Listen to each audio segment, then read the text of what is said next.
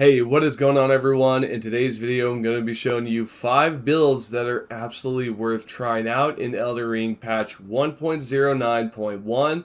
We are first going to be talking about the Greatsword Mage build. This build consists with the Dark Moon Greatsword and a Glintstone Staff, while using the Cerulean Tear as well as the good old Comet Azure.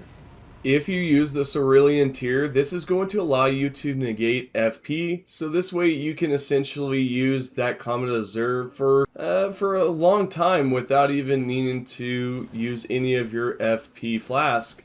What's great about this is that if you use this with the Magic Scorpion Charm, you're going to be boosting your magic attacks by 10%, as well as using the Shard of Alexander will also increase it by 10%. And there is a great skill with this, because when you do activate the Dark Moon Greatsword, it will then highlight your sword with magic, and then you can then send out that magic by simply holding down the heavy. Not only this, I've also attached Graven Mask Talisman and Graven School Talisman. This way I can increase my magic damage. You might be wondering, what is the percentage on this? Well, it's going to be 8% for Graven Mask Talisman. Now, on the other hand, if we look at Graven School Talisman, this is going to increase it by 4%, and it does stack with the other talismans, so that's something definitely to look forward to.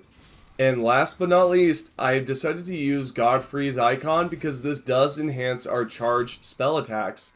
This will help out quite a lot when you're using Comet Azure, and by the way, you only want to use that for bosses, at least in my opinion, and here are the stats that you can copy down.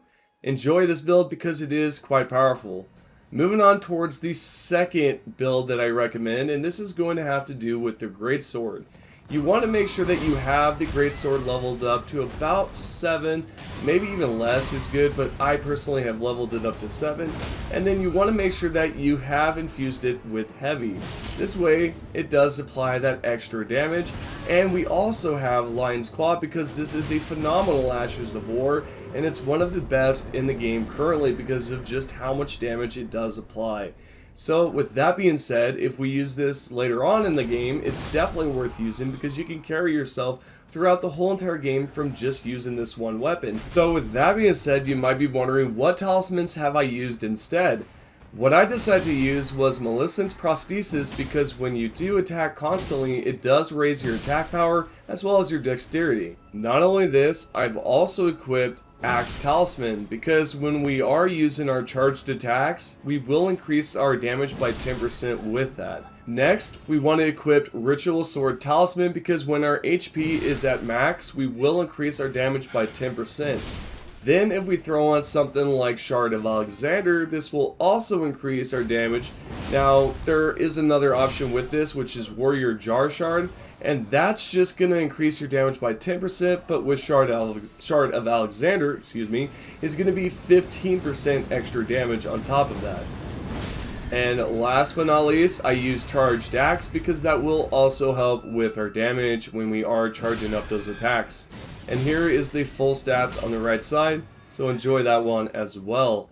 Now continuing on towards number 3, we are going to be talking about the Bestial Beast build, the BBB. This build is going to consist with Faithful Canvas Talisman, and you can also stack this with the Flock Canvas Talisman, so that's completely optional. And with that being said, this next part is optional as well. You can take out the Faithful Canvas and then throw in the Flock's Canvas because that one has a better percentage. And then with this talisman equipped with the Sacred Scorpion Charm, it's going to act like a PB&J. It's just going to go together perfectly because this is going to increase our holy damage by 12%. And so when you're using your spells, such as the Beast Claw or the one where you throw the giant rock, this is going to increase that damage because it is based on faith. And if you're wondering what weapon am I using, this is going to be the Beast Claw Great Hammer.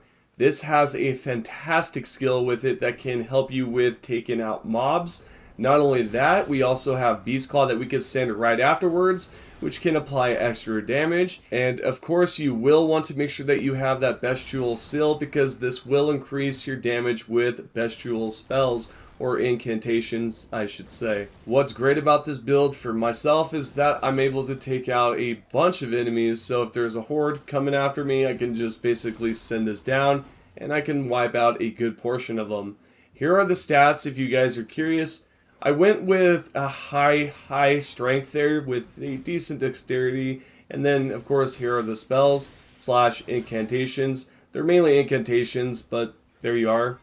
Continuing on towards number 4. This build right here is probably the best one in the game because what you're able to use is use the Sword of Milos, and we can also use Blasphemous. The main reason why we're using Sword of Milos is because when we use the Shriek of Milos, what this is going to do is then any surrounding enemies that are nearby are going to receive this debuff.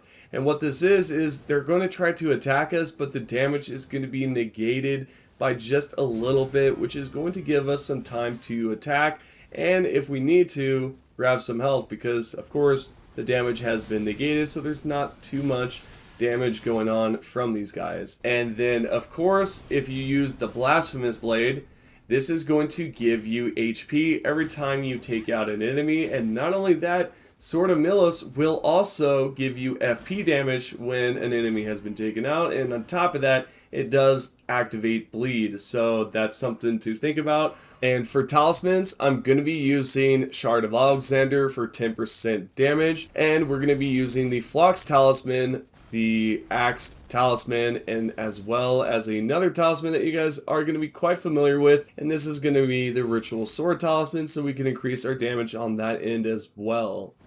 And for incantations, I'm using Golden Vow to increase damage, as well as Boon, so this way we can also heal up while we're attacking these enemies. Continuing on towards number 5, we are going to be using the same exact stats as the previous build because you can alternate between them, and it's actually interesting. So we're going to be using the Raptor set as well as the Claw Talisman, because when we jump with dual Magma Blades, this is going to increase the damage by a lot, allowing us to get up to at least 1.3 to maybe even 2k if we're using something like Golden Vow to buff it. You want to try to jump this way. When you jump and attack, you're going to be able to increase the damage because of the Claw Talisman and the Raptor set. Of course, we are dealing with fire damage, so to increase that, we will use the Fire Scorpion Charm. This way we can increase our damage on that end, and we can also use the Axe Talisman if we would like to increase the damage. And another thing to consider you could try out is also using something like Millicent's Prosthesis and Winged Sworded Insignia, because these both stack together, overall increasing the damage. So that's something to try and consider trying out anyways.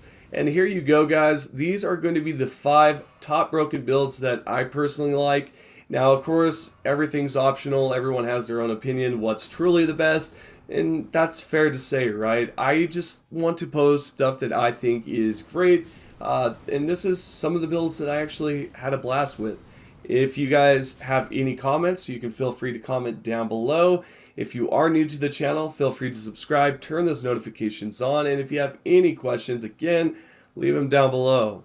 And most importantly, thank you to everyone that is currently subscribed and is a member. I appreciate the love and support, and I'll see you all in the next video.